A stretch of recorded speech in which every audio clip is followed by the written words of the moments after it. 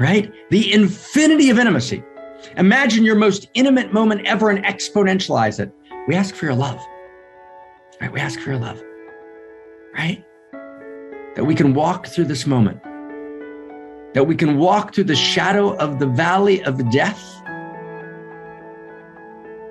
and know that we're all, every one of us, going to be greeted by death. But the experience of one love tells me that death is a night between 2 days.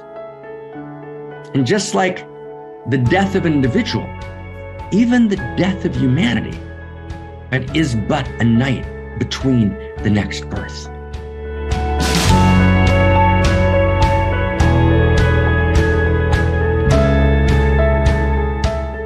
Everybody, happy Easter and happy Passover, and enjoy. Right? This is a day of immense joy. And when we have immense joy, we celebrate. So welcome, right? Everybody, like welcome, mad welcome to celebration. We're here literally to celebrate together. And I know that this week we didn't focus on a big Easter invitation, which we probably should have, just to remind us that we're in this Easter. But I want to talk today, in some sense about Easter and in some sense about where we are in the world today, where you and I are, about this revolution that we're here to enact, right? And to create and what this revolution means and what we need to do to get there, right? And about prayer, because this is really the second week we're going to talk about prayer. And as Teheli said in the Dharma recapitulation, prayer is not a dogma. So we talked about last week, prayer is a realization of the essential nature of reality itself. And to live without prayer is to live a life of lonely desperation. And to live with prayer is to be radically empowered, not emasculated, to be radically empowered in a partnership of mad love with she, with the goddess herself, with the infinity of intimacy that knows our name and that turns to us and says, you and me, we, our holy Trinity, right? The Father, the Son, and the Holy Ghost, the human being, right? The individual human being, the first person of me, the force of reality, the eros that moves through all of reality, the outrageous love that animates reality, third person, and the personhood, the space in between in which we love each other madly, the Holy Trinity, right? The first person of God, the second person of God, the third person of God, the Holy Trinity. This Holy Trinity, which is one. And we're in Easter today, and we're honoring, right, the great Christian tradition, the Christian tradition which is filled with tragedy, which is filled with flaws. Crosby, Stills, Nash, and Young weren't wrong when they said, how many people died in the name of Christ, I can't believe it all. And Sinead O'Connor wasn't completely wrong when she ripped up a picture of the Pope at a particular moment. And she meant that, right, to be ripping up the cruelties that the church wrought. And Voltaire wasn't wrong when he said, remember the cruelties, as the clarion call of the Western Enlightenment. So we understand that. And at the very core of Christianity, in its inner tradition, its animating impulse, right? There's sparks of the sacred, which are unimaginable and beautiful and necessary. Just like at the spark, at the inner core, in the broken vessels of Islam, there are sparks of the sacred. Deep within Judaism, sparks of the sacred. Deep within the Buddhist traditions, with all of their being hijacked for war all through Buddhist history. Nonetheless, sparks of the sacred. And we are gathering from the broken vessels of the great religion, the sparks of the sacred, and returning them to source. And the great myth that Walter Benjamin loved so much, the great myth of Lurio. When I say myth, I mean more than true, not less than true, right? It's our job as the new human and the new humanity, as Homo amore, not my friend Yuval Harari's Homo sapiens, who's materialistic and reductive and for whom value is not real, but Homo amore, who stands at the brink of the abyss as we're confronted by catastrophic and existential risk and says, let there be light. Let there be light, because we're going to create and integrate together a new story. And story in the original Hebrew is sapir. And sapir means sapphire. It's the blue light. And the blue light in mysticism is the new story. And indeed, the word sipur in Hebrew, sapphire, sipur, means story. It means the light of the new story. And the light of the new story, right, comes from the integration, right, of the best, most validated, gorgeous insights of pre-modernity, the traditional period, modernity, and post-modernity.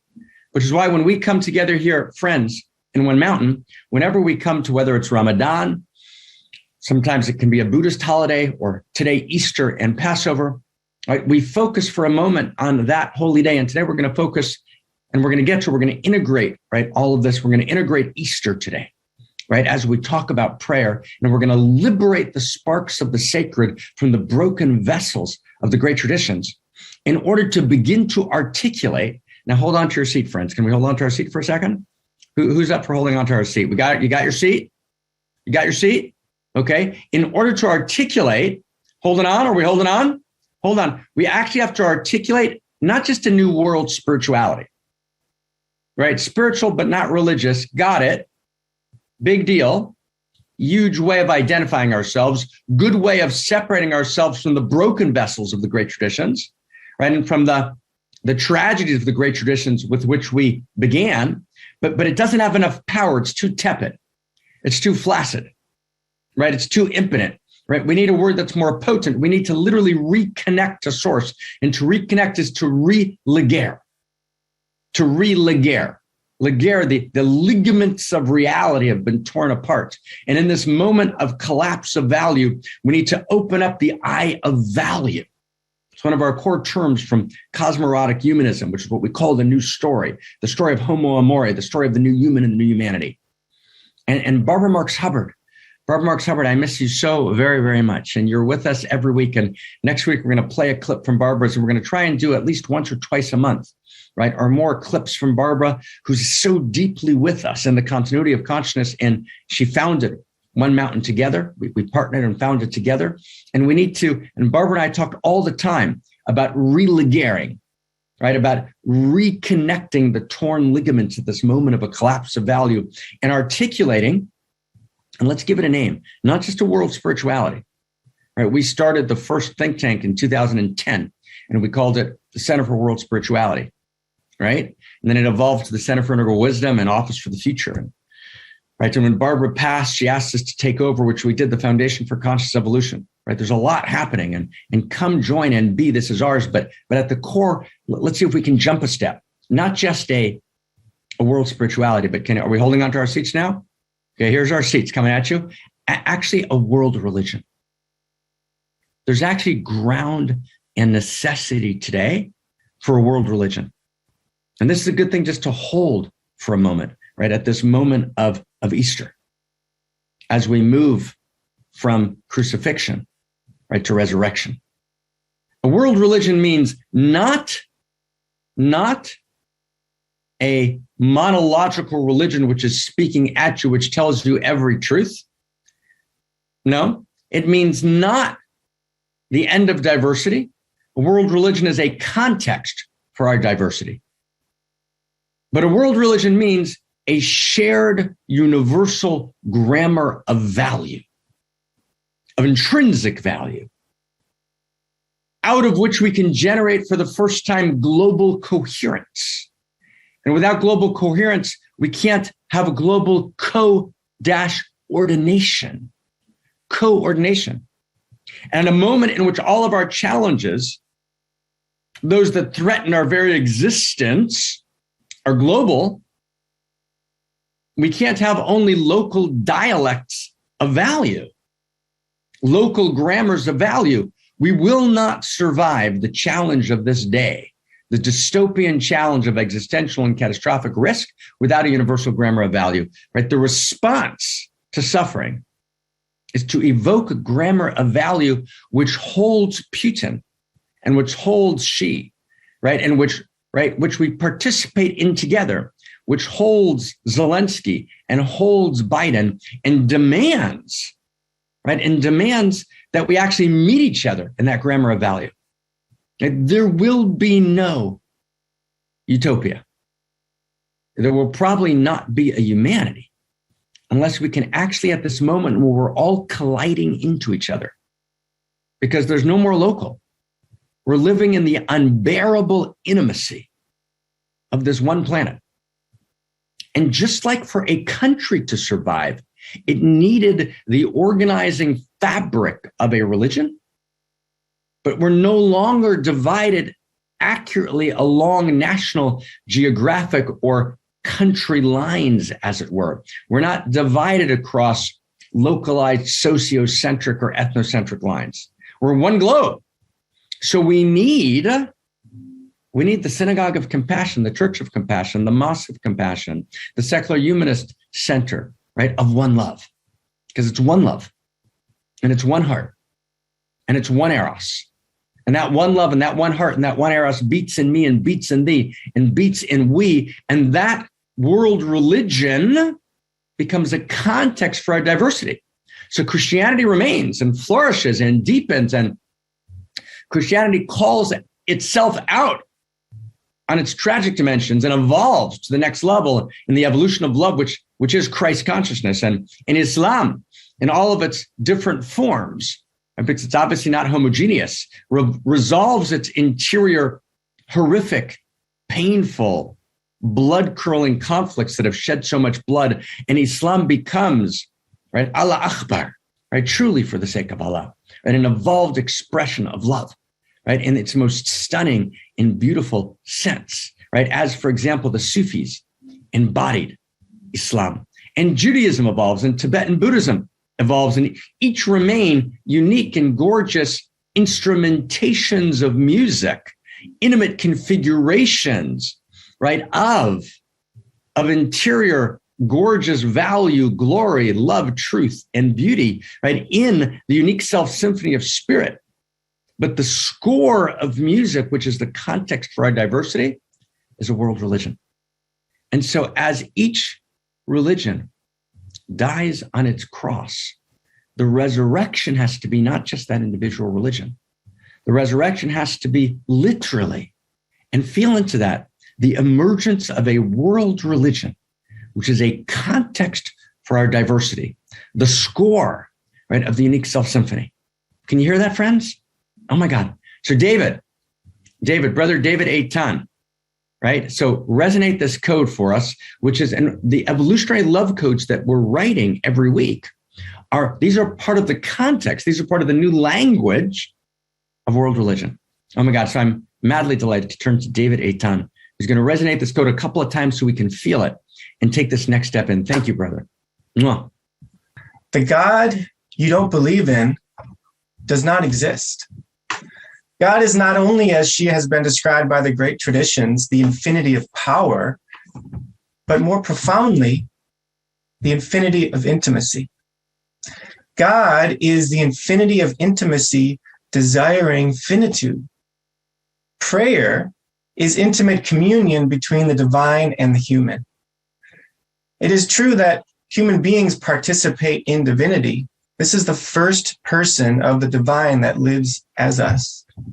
It is no less true that we are held by divinity in every moment. Every time we fall into she. This is the second person of the divine. Prayer is intimate communion between the infinity of intimacy and the intimacy of finitude. Finally, divinity is the force of eros, always seeking deeper coherence and wider intimacies from quarks to culture and beyond. This is the third person of the divinity. So I'll resonate this again. You can see the first, second, and third person of the divine. The God you don't believe in does not exist. God is not only, as he has been described by the great traditions, the infinity of power, but also more profoundly is the infinity of intimacy. God is the infinity of intimacy, desiring finitude. Prayer is intimate communion between the divine and the human. It is true that human beings participate in divinity as well. This is the first person of the divine that lives as us. It's no less true that we are held by divinity in every moment. Every time we fall into her arms. This is the second person of the divine. Prayer is intimate communion between the infinity of intimacy and the intimacy of finitude. And finally, divinity is the force of eros, always seeking deeper coherence and wider intimacies from quarks to culture and beyond. This is the third person of divinity.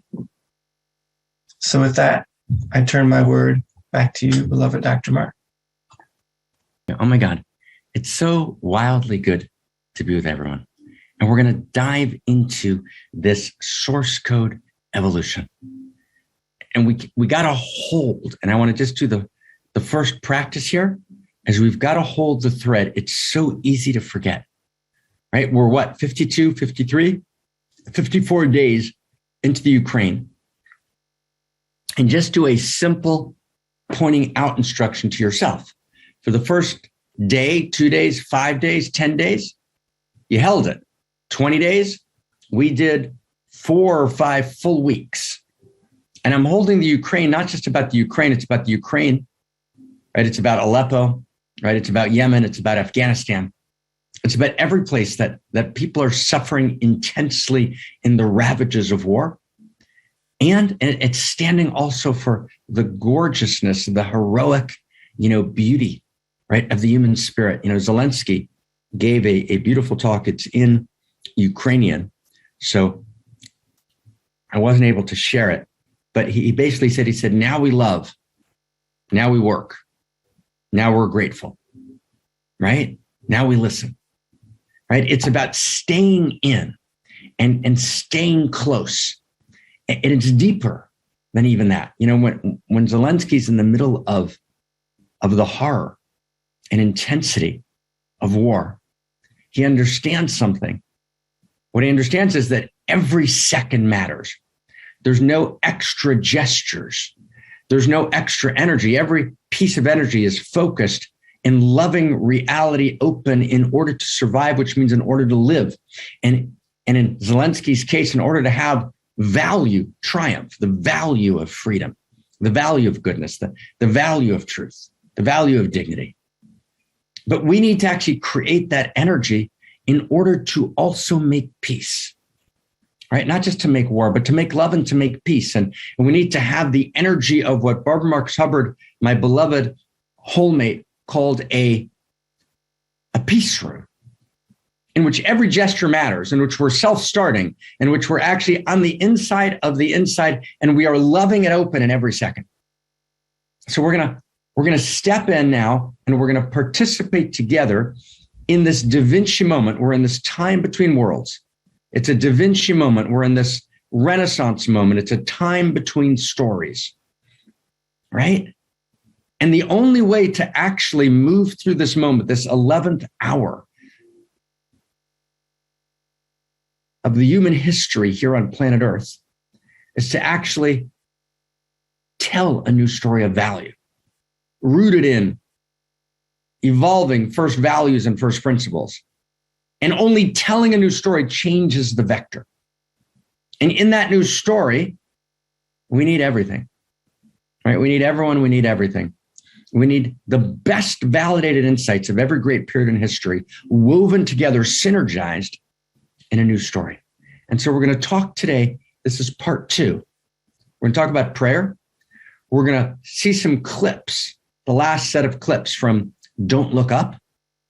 And we're going to try and find our way into prayer, okay? In a whole way, kind of moving beyond what we laid down next week. And we're actually going to do a practice, which is, if she's good to us, when I say she, I mean the infinity of intimacy that knows our name.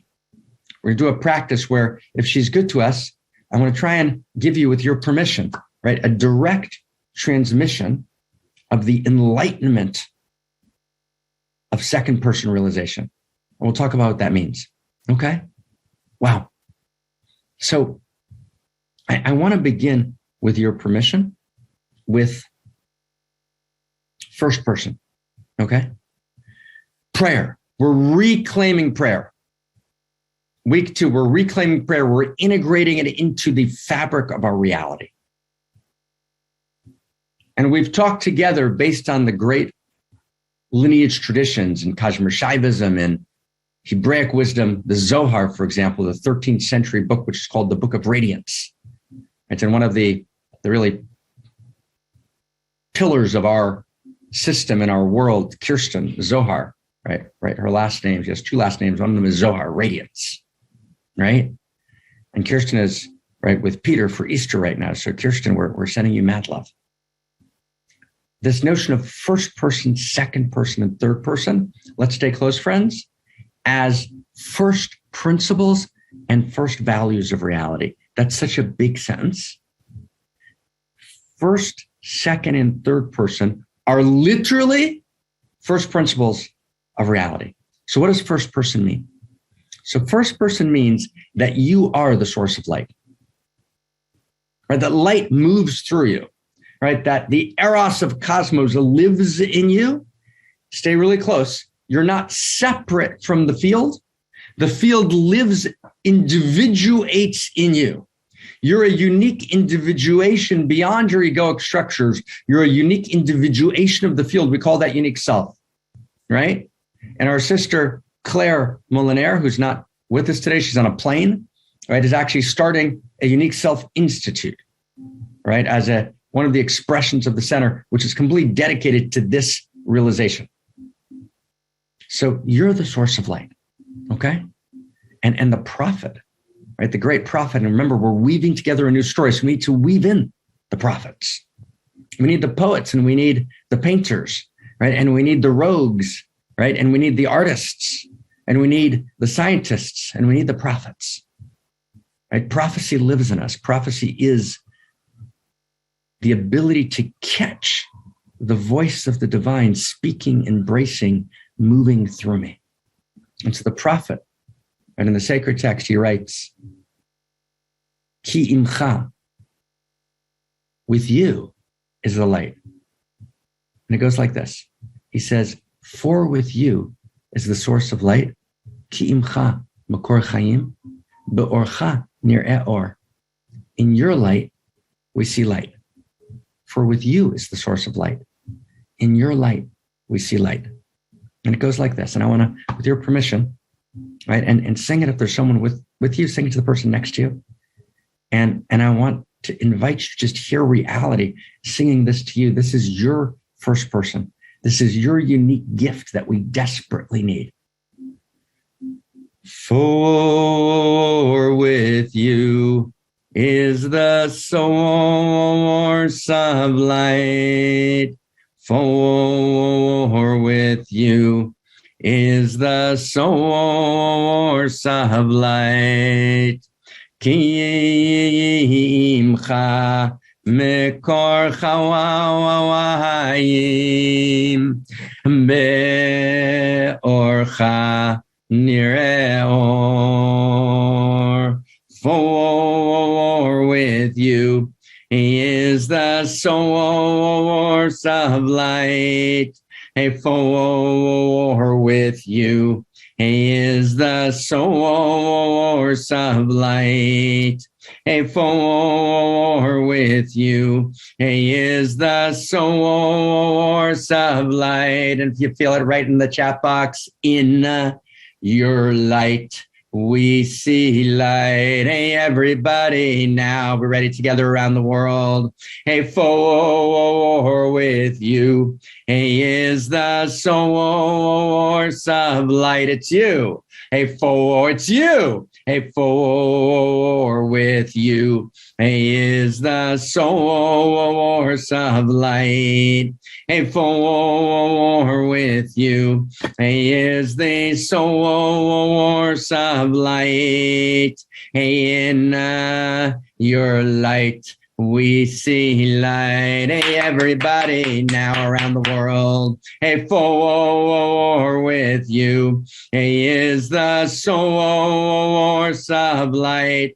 Hey, for with you. He is the source of light. Hey, for with you. He is the source of light. Hey, in your light we see light, right? In your light, we see light. So you are the Christed one. You are Jesus the Christ. And if Christianity got one thing wrong, it got the limitation of Jesus to the Christ. Actually, you are the Christ, says the prophet. For with you is the source of light, right? In your light, we see light, right? You are an irreducibly unique expression of the love intelligence, the love light, the love beauty, right? The love desire of the field of infinity that quite literally, mamash, we say in the original language, mamash, literally, ontologically, for realsies, lives truly in you, as you and through you. And as such, you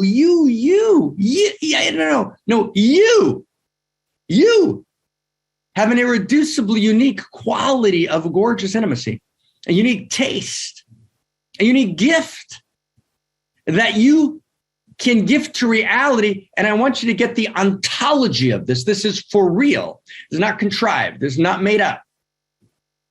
Right? This is true. An irreducibly unique gift that reality desperately needs, that only you in that particular way can speak and give into reality in a way that no one else that ever was, is, or will be can possibly do. Now, if you actually get that truth, right, then actually depression recedes, and then actually anxiety abates, then actually the looping into what happened yesterday and yesterday's fallen moments actually relaxes its hold, its grip on your psyche, right? You actually create a completion and you actually leave yesterday behind. You actually realize that the greatest slave driver is the belief that yesterday determines today.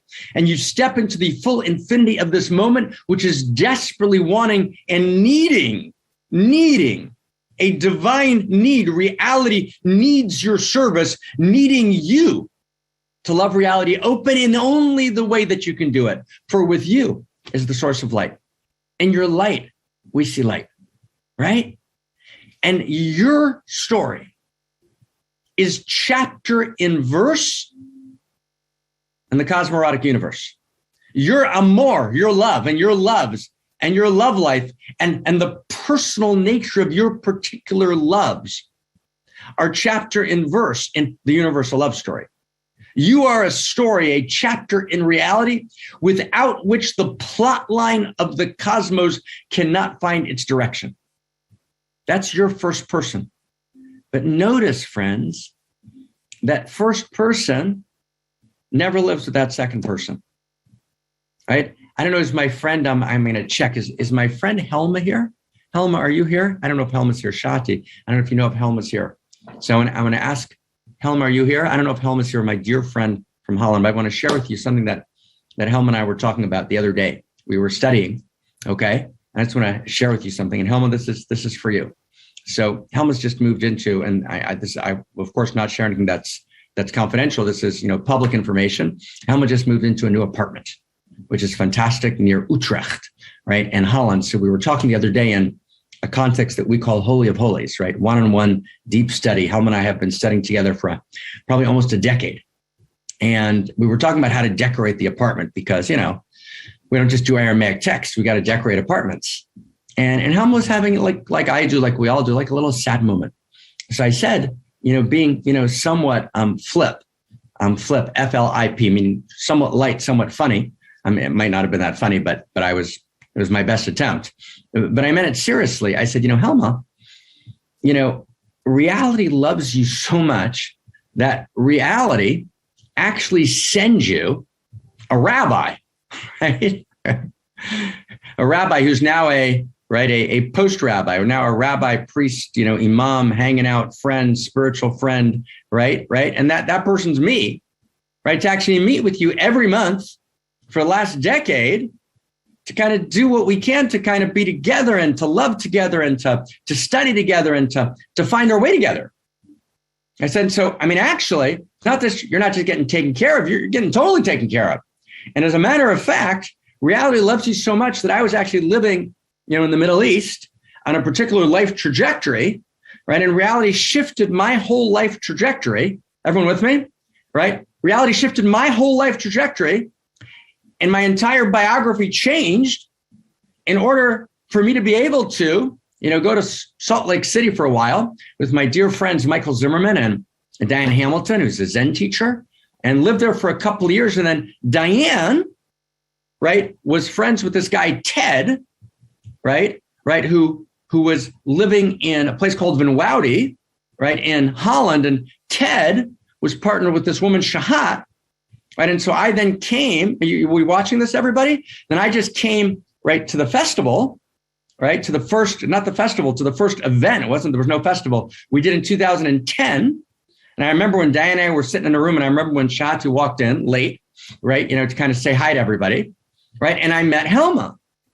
Right now, wow, right? So I just want you to notice this. It's so wild and beautiful, because this is the way the intimate universe works. And the first person is completely integrated in the second person. So in other words, let's stay close. So all of reality is a love story. And first person means that every person's unique story matters infinitely, right? It matters infinitely, incandescently, right? Unimaginably, right? And any other adjective you can think of, throw in the chat box, because I'm out of adjectives. So anyone have any more adjectives in the chat box for how much this matters? Give me some adjectives. Totally. Give me a totally. What else do we got? Urgently, wildly. Help me out. Right, there we go. Exponentially. Thank you. Anybody else? We need a couple more adjectives. So freaking much. There we go. We got chat box. Thank you. When I'm out of a sentence, we're going to have to do this together. And by the way, parentheses for a second, everybody. The chat box matters. When I do dialogues with my friend Andrew Cohen, and Andrew, I love Andrew. He doesn't like people in the chat box. He's trying to concentrate, which I totally honor. That's completely great. That's great. So mad bless that. But here, we love the chat box. Okay. So everybody's in together. We're doing this together. We're a Unique Self Symphony. We're here together, right? This is not, right? There's no sage on the stage here, right? We're in this together, okay? So if I'm missing a word, fill it in, okay? Fill it in. Okay, so here we go. Just watch this. This is so crazy beautiful. So Helma has Helma's personal story and trajectory, right? And that matters so much that God's going to take Mark out of Israel to make sure to talk to Helma once a month. But in order for that to happen, Mark has his personal story, his trajectory. And this dude, Ted, who was born to an industrialist family, in Holland, has got his story, right? And his trajectory. You begin to get it? And then my friend Diane Musho Hamilton, who's the daughter of a lapsed Mormon, right, who's a Zen teacher, right? She's got her trajectory. And Mike Zimmerman, who's the Chief Justice of Utah, his trajectory, right? And then Shahat Kortan, right, kind of her trajectory. And all of those stories have their own independent. We're back in 2010 now, right? We're back in 2010. Right. And that's how we come together. Right. Because actually, and then there's a man named Willem Reich. I'm just going to kind of just expand the story just for fun. And Willem Reich, has a bunch of students. Right. And one of his students starts something called core energetics. Right. Perikos is his name. Right. And Perikos has another student named Stuart, who becomes the head of the Core Energetics Institute. And Stuart and Perikos are the mentors of a woman named Dr. Christina Kincaid. And then Dr. Kincaid comes up with Stuart for a weekend that we're doing at, Shalom Mountain, which is actually not a Jewish place, but it's called Shalom Mountain, where I've started this wisdom school. And then, right, so there, right, and all of a sudden how's this happening? And it's all of these separate stories. Right? Does everyone get that? Right? All of these separate stories are actually individuated stories. First person. These are all first person. Check, this is gorgeous. This is realization. They're all first person. Each of these stories has independent integrity. In each one of these stories, we can say, for with you is the source of light. In your light, we see light. Each of these stories is an infinite unique self, right? There's Christina Amelin. There she is, right? Her brother's just been killed in a car accident, right? That's her brother's story. But then that story ripples into her heart and soul. And then it just transfigures her in a certain way that allows her to actually find her way in a way that she might never have done. That doesn't explain the accident. It's just what's true. And she finds her way, and all of a sudden, there she is in Madison, Wisconsin, being this strange attractor of joy and light, right? And David, right? And for each of us, right? So we each have our independent stories. We're each first person, but here's second person. All of our stories are part of this larger love story in which we are all perfect subplots, perfect subplot lines, perfect co-stars in each other's drama and each other's story. In other words, if you connect, just imagine it through this unique self symphony, literally, we are all co-stars in each other's story. We're all part of the actual thread of each other's story. And so while the stories seem to be independent, they're not. They're actually threaded together, right? And the notion that I'm just living my story, which I go to my therapist and I talk about, and I get in these recursive loops, in which I talk about how I've been victimized again and again and again and again, because I actually don't experience the love intelligence moving through my story, and how my story is actually inter-included and interdigitated literally with all those other stories. That second person, no story stands alone, right? No story stands alone. There's no person who's a stranger living their own story by themselves. Terry Nelson's story is part of Mark's story, right? Lady Jacqueline's story, right, is part of Terry's story. Jamie's story is part of Sharmila's story, right? Does everyone begin to see, right? And it's, in other words, divinity is the great tailor of Eros. Like divinity is the great tailor of Eros, weaving together the strands, and we are strands. We are irreducibly unique strands. We're strands with infinite dignity. But we are strands in this larger weave, right? And we come together in magnificence when we realize this truth. There's no such thing as Ukraine. Putin was right about that, but there's also no such thing as Russia, right? And as the United States, yes, the strands matter. The strand of Ukraine matters and the strand of Russia matters. But actually what unites us is so much greater than that which divides us. We are weaves in this gorgeous tapestry of Eros, right? Of infinite, outrageous love that actually binds us together. We're one heart. We're one love. No story stands alone. Second person. And that's what second person is. Second person is this realization that we're intimate together, right? It's not just one Jesus Christ, that we are a unique self symphony of Christ, and we've all been crucified. And who hasn't been crucified? Who hasn't experienced their own crucifixion? Can you tell me that there's one person? And is there one person in this conversation here today? And I want to ask you in the chat box, is there one person here who hasn't been crucified? Who hasn't been betrayed? Who hasn't been hurt? And who hasn't been shattered? Who hasn't cried? Right? And what Easter says is, oh my God, right? Is there one of us? Is there one person like that? Is there one who can claim, let the person step forth now who can claim never to have been crucified, right? We're on our knees together, and we're always on our knees as we, right, before she. And what Easter says is that we're all resurrected together, right? See, no one's ever crucified alone, and no one's ever resurrected alone. We're resurrected when we come together. We're resurrected when we realize that we're actually a unique self symphony. And that unique self symphony is held by the common field of value. And the common field of value is value. Shared value creates shared story, which discloses the intimate universe. It's the field of intimacy.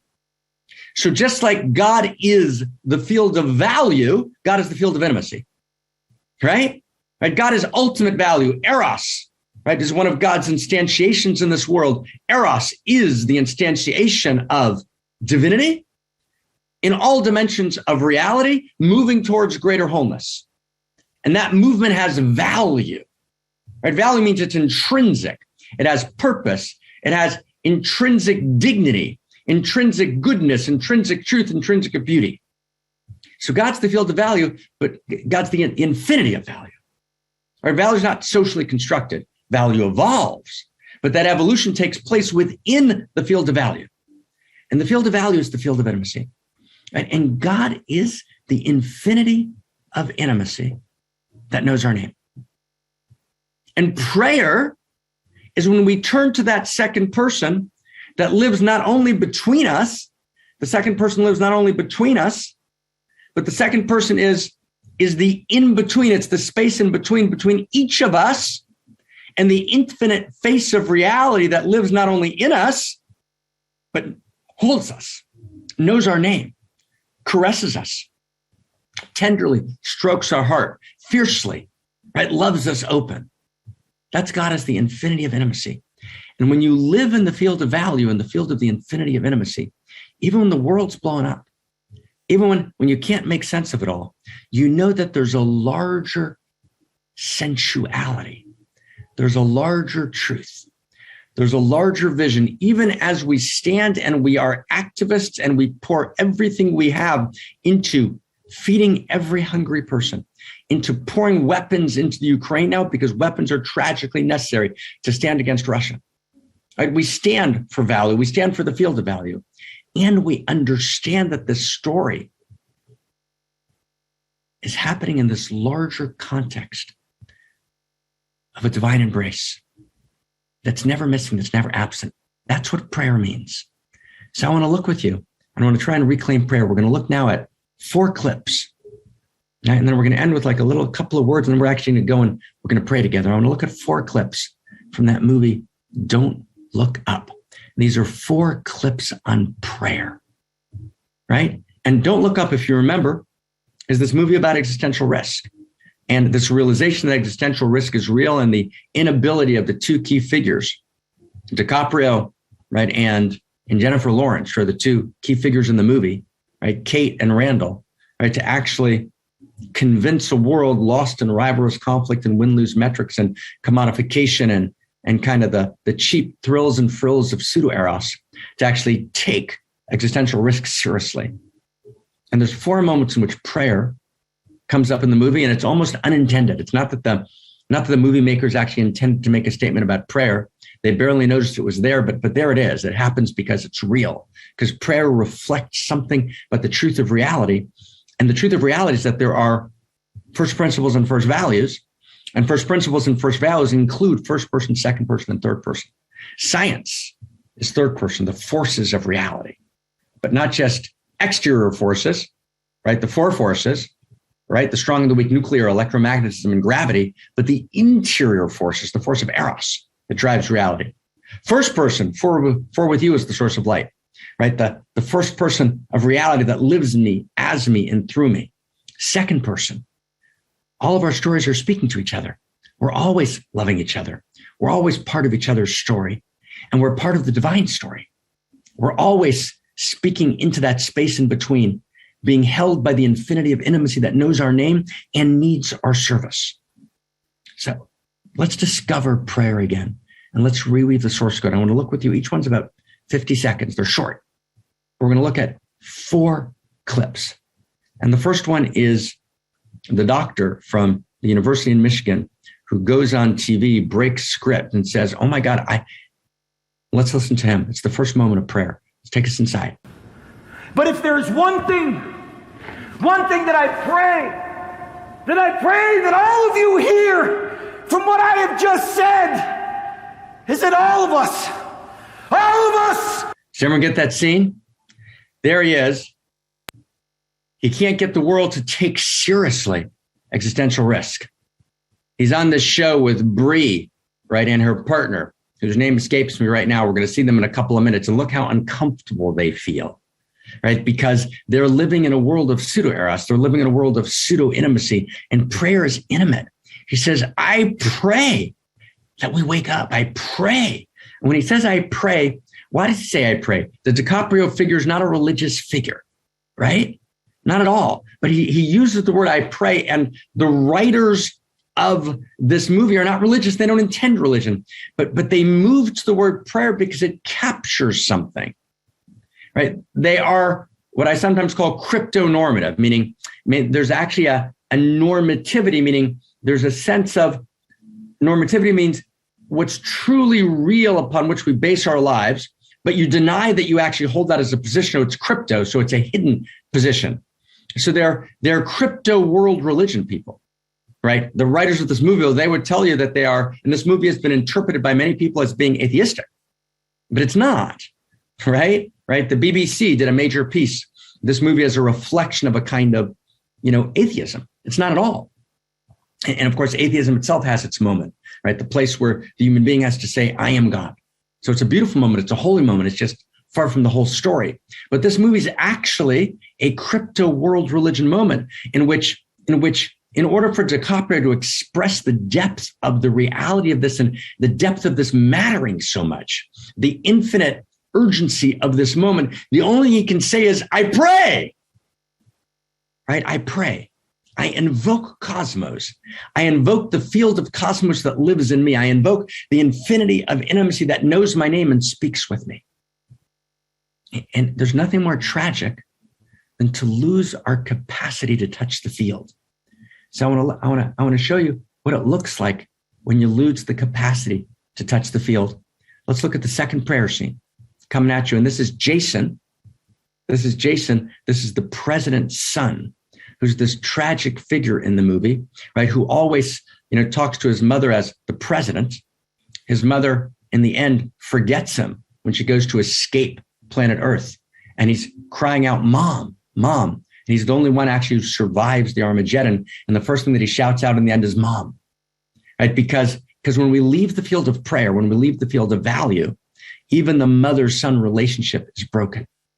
And the expression of the tragedy of the breaking of the mother, right? It's what Camus writes in his book, The Stranger, right? Mother died today, or was it yesterday? Which is the existentialist moment in which there is no prayer and there is no value, right? And there is no goodness, truth, and beauty that's real. And so even mother doesn't matter. Mother died today, or was it yesterday? And that's the Jason figure, right? Jason in relationship to his mother, who's the president, right?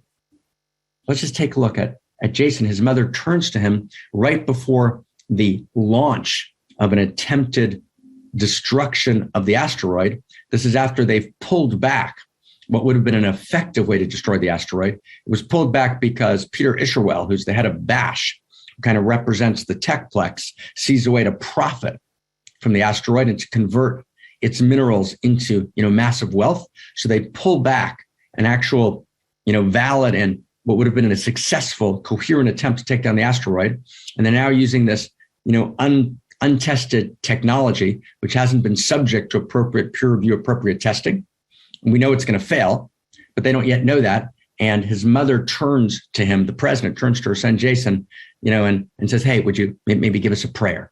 But I also want to give a prayer for stuff.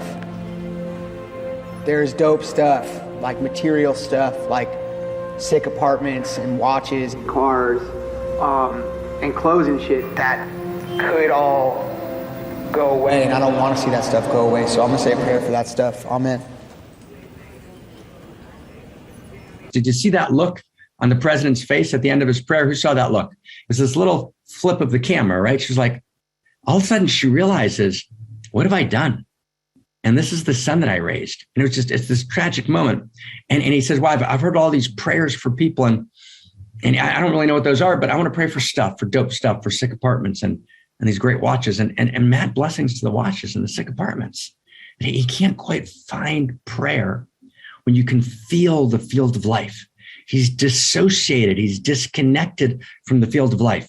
And he's the expression, right, of a collapse of value at the very center, which would allow Peter Isherwell, right, in his rivalrous conflict win-lose dynamic to actually make a move, right, for the accumulation of power, which literally will cause the annihilation of planet Earth.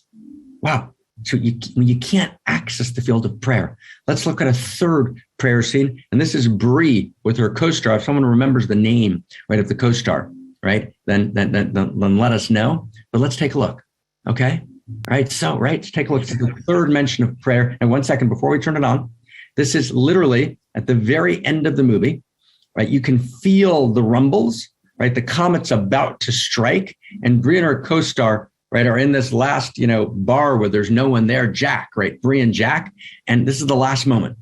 And this is, what are they saying to each other? Let's take a look. We can fuck or pray or Honestly, I think I'd just rather drink and talk shit about people. It's an incredible scene. Does everyone get that scene? There they are, Jack and Bree. The world's about to implode. And friends, in some deep way, just can we open our hearts for a second? Oh my God, we're all sitting at that bar, right? We're all literally sitting at that bar right now. And Jack says we can fuck, right? And Oriana, I'm just reading the text. This is Jack's where I'm reading the text. I apologize, right? And what he means by that is, he means, in other words, like maybe we can find value there. That would be a moment of value. But Actually, when your sexing is disconnected from the field of value, then it doesn't do anything. Or we can pray. You know, and in the great traditions, we actually say that sexing is prayer and prayer is sexing.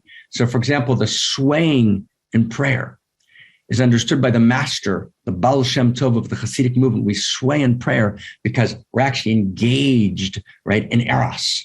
Right? Prayer is eros, right? Prayer is, right, sexing with reality, with the infinity of intimacy, right? So they go together, but they're disconnected. They can't access the sexing.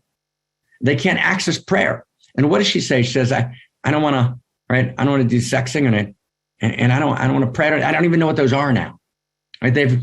And all I really know how to do, I don't know how to do eros, right? Right? Sexing is eros in its deepest place, and prayer is eros. It's the field of infinity of intimacy and the conversation in that field. But she doesn't know how to do eros. We've lost our access to eros, so we do pseudo eros, meaning let's drink and talk shit about people, meaning let's place people outside the circle to give ourselves an illusion that we're inside the circle. That's called pseudo eros. That's all I can do in this moment. I can't find prayer. Here's the last scene. Okay, let's look at prayer. Here we go. Okay. Right, here we go. Okay, here we go. Right, oh my God. Last scene. Take it slow. Take us inside. But before we start, give us 1 second before we start. I apologize, 1 second. So I apologize. They've all gathered together, all the key figures in the movie, right? All the people have actually tried to warn reality. And there's been betrayals between them, Randall and his wife, and they found their way back after the betrayals, and they've learned to love each other. Right? And there's this young man, right, who falls in love with Jennifer Lawrence, right, who's kind of this street kid, and now they've kind of fallen in love with each other in the last moments of time, and the kids and everyone's gathered around literally for the Last Supper. And it wasn't intentionally done this way, but actually this is a Last Supper moment. Right? This is a crucifixion moment. Here we are on Easter. This is the Last Supper enacted unconsciously by the expressions of media. This is a Last Supper scene. This is an Easter scene, a Last Supper scene. This is a crucifixion scene. This is when reality itself gets crucified. And what do you do when you get crucified? And what do you pray? And what's the text of the prayer? We're going to start it from the beginning. Easter scene, crucifixion scene, right? Prayer scene, our fourth prayer scene. Take us inside.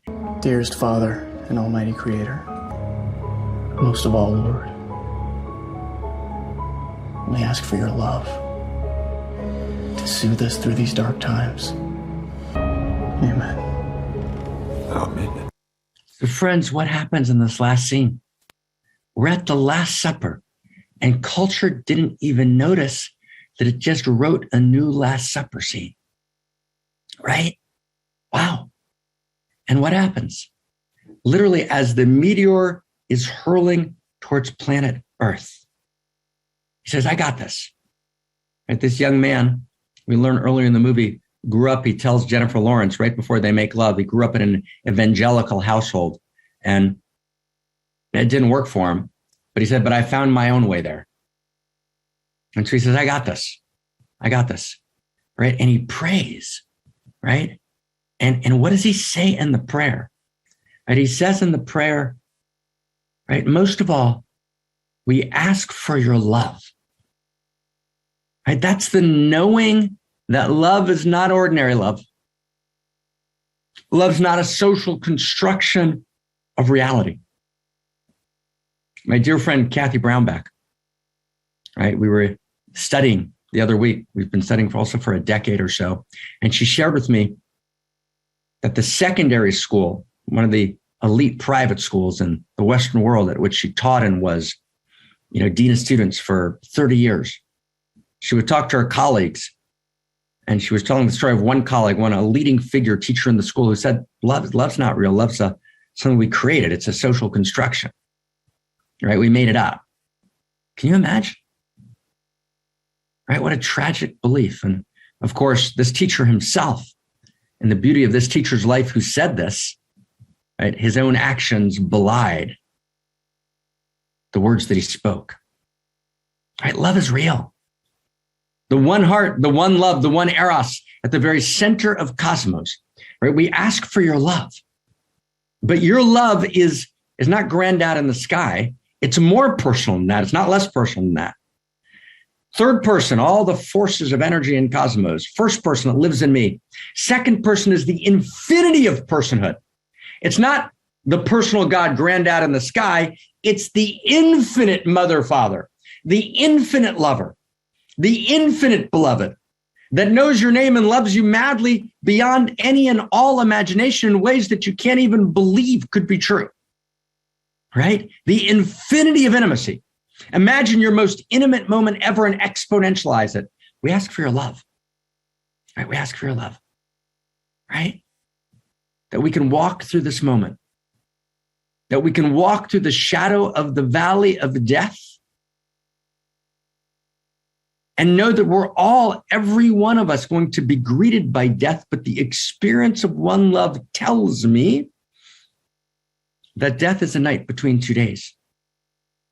And just like the death of an individual, even the death of humanity, right, is but a night between the next birth. And that every crucifixion leads to a resurrection. And that there is no ultimate death. And that ultimately we all rise up together. We all rise up together. Can you feel that? Right? We all rise up together and we make fun of the evangelicals, right? Sometimes for really good reason, because they're holding beliefs sometimes that actually violate science and that are ethnocentric and homophobic and are hugely problematic. So I got that. But remember, we got to integrate everything and everyone. But here's what they got straight. They got straight that actually reality is love, and reality is outrageous love at its very core. And then they got straight, right? That's the spark of the sacred, the spark of light that we liberate from the broken vessels of the great religion. They got straight that death is a night between 2 days, and that death be not proud because we have the joy and the pride and the gay of the pride that we are going to rise up together, that we are going to be resurrected together, and that every one of us who's been crucified will be resurrected, and all of us, even when we're crucified together, we will be resurrected together. And what does Randall Mindy's wife say so, right? When he finishes the prayer, she says, that's beautiful. And then the goddess, in this case played by Jennifer Lawrence, reaches over and kisses him. And it's good. And all obstacles are melted away, right? And the word is good. And that's what prayer means. That's what prayer means, friends.